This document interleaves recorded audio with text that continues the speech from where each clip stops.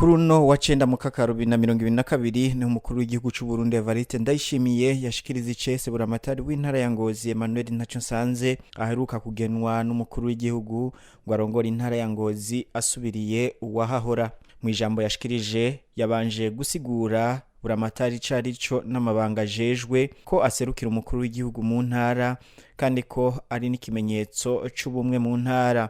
Yaciye amusaba kuzokorana neza n'indongozi z'umutekano n'ubutungane mu gukomeza ikibano ciza, amahoro, ubutungane n'iterambere mu bene gihugu. Indongozi nazo zijejwe umutekano n'ubutungane yazisavye kuzokorana neza n'uwo yinjiye muri ayo mabanga, abene gihugu nabo akabasaba kumubera ijisho mu gushikiriza akababakiye. Bulamatari ni giki? Ubwa mbere Bulamatari ni icariho c'umukuru w'igihugu mu ntara.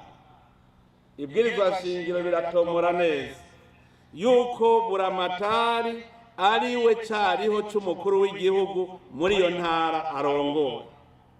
Muca mwumva rero amabanga ajejwe amabanga y'umukuru w'igihugu mu gihugu cose agaca akorerwa mu ntara. Kuko umukuru w'igihugu ntashobora kuhatambikiza hose. Hariho abahora bantwenga iyo ndiko ndabahimiriza bagaca bavuga ngo ntazohatambikiza hose, ngo ko akomeye ngo arazoza nabo bikore. Hariho abantu b'ibinebwe iyo ndiko ndabakebura kubera ari ibinebwe kasisa batumva ico bokora, barindira ko umukuru w'igihugu ari waza kugikora. Maze iminsi ndabibona mu ntara zitari nke aho ibintu bitorerwa umuti kuko umukuru w'igihugu aje, kandi ari ibintu byoroshe mu ntara botorera umuti. Bijya bikwereka yuko uburongozi bw'intara buba bugoyagoya. Umukuru w'igihugu rero niyo hatambikiza hose aca agira ivyariho. Icariho ca mbere ciwe ni Bulamatari. Bulamatari ategereza kumenya ivyo umukuru w'igihugu ajejwe. Ica mbere, umukuru w'igihugu niwe nkingi y'ubumwe bw'abarundi. Bisigura yuko Bulamatari nawe ari we nkingi y'ubumwe bw'abanyentara. Bulamatari yinjiye muri ayo mabanga akaba yashimye kuri izo mpanuro, akaba kandi yiyemeje kuzotunganiriza bene gihugu. Mu gihe rero ashitse muri ayo mabanga hari kibazo c'amazi cibonekeza ahatari hake mu gisagara ca Ngozi, umukuru w'igihugu yasavye abajejwe ishirahamwe rya Regidezo muri ako karere gutorera umuti ico kibazo mu maguru masha. Ariko narasanze ikibazo gikomeye ngaha, ni mwamwarambonye ejo sinatwenga kubera ikibazo nasanze ngaha mu gisagara ca Ngozi. Kubona mufise amazi ntimuyanywe, ico carambabaje. Cangenda kora ivyo arivyo. Nahereye ku isoko gushika hashika casanga habaye ubusamare.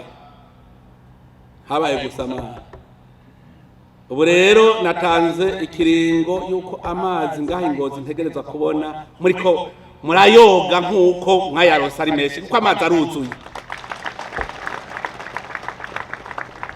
Ejo twari kumwe n'umukuru wa Regidezo n'ujejwe amazi.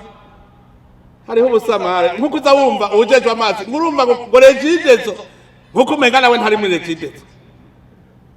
Ubu rero iki kibazo zogaruka amazi ngaha muriko murayanywa neza muyoga kuko nasanze aragatera soni.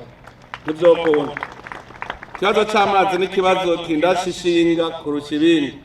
Umuyaga nkuba n'amazi nitwogira ibisagara, nitwokora imigambi tutagira umuyaga nkuba n'amazi.